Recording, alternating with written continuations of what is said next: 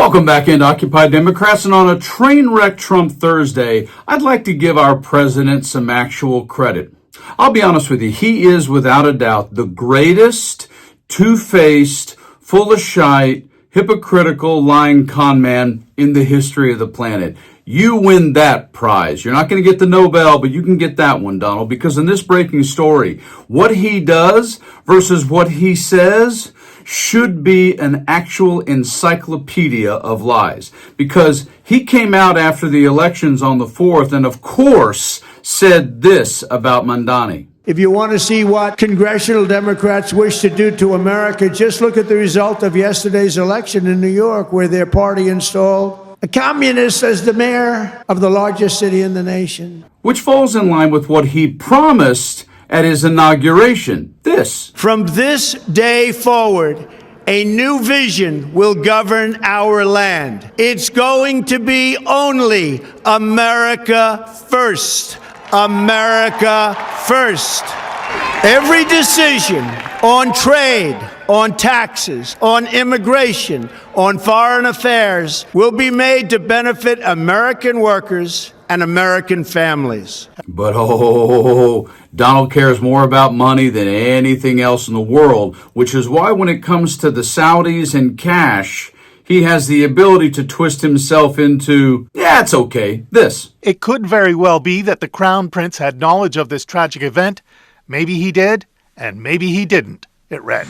We are with Saudi Arabia. We're staying with Saudi Arabia. And by the Trump way, admits he hadn't seen or heard all of the evidence the CIA has against bin Salman, but he repeated that it's unconvincing. $3 billion. Trump says he's protecting his Saudi relationship because that's in America's best interest.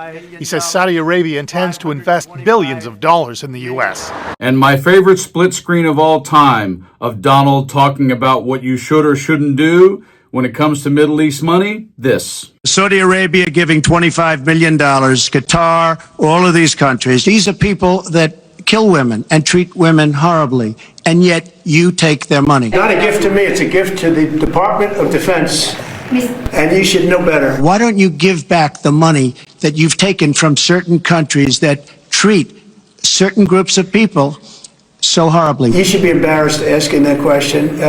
They're giving us a free jet. Why don't you give back the money? I think it would be a great gesture. And I would say only a stupid person would say that. It should have never happened.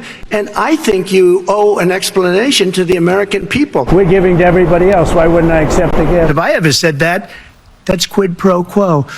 It's going to be only America first. And as we've seen, he's anything but America first.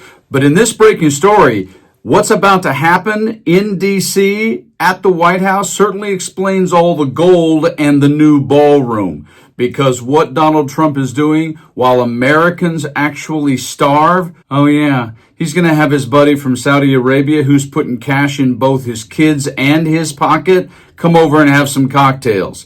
This breaking story right here. Breaking news. So much for America first. Trump throwing lavish dinner with a lot of pomp for Saudi Crown Prince in a week. Report. President Donald Trump is planning a dinner for Saudi Crown Prince Mohammed bin Salman, also known as MBS. Punchbowl News' Jake Sherman reported on Thursday. In quotes, invitations have been going out for a November 18 dinner President Trump is throwing for Saudi Crown Prince Mohammed bin Salman in D.C., Sherman posted on X. Not a state dinner because he's not officially head of state, but a formal dinner with a lot of pomp. Some members of Congress, members of admin, and biz leaders all invited.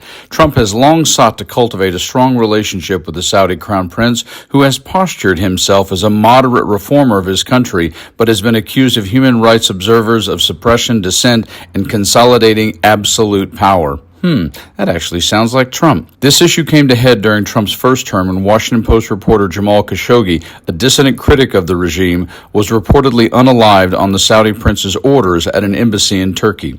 Legendary Watergate reporter Bob Woodward has alleged in his writing that Trump bragged about helping the Saudi royals cover up this unalive action. And while most of us are obviously focused on the Epstein files and the current economy and the impending midterms a year from now, etc., I'm still giving you my personal opinion that what Donald Trump has done, both in his first term, did during the in-between time with Biden, and now is Donald Trump is making sure he has outs where he can cut tail and run with countries that have no extradition to the United States. Yeah, I do. Because whether it's Argentina or whether it's the Middle East, he's made friends in low places where his low energy, low character self can hide when all of this comes crashing down, along with the billions of dollars he would have stolen from American citizens and the American government.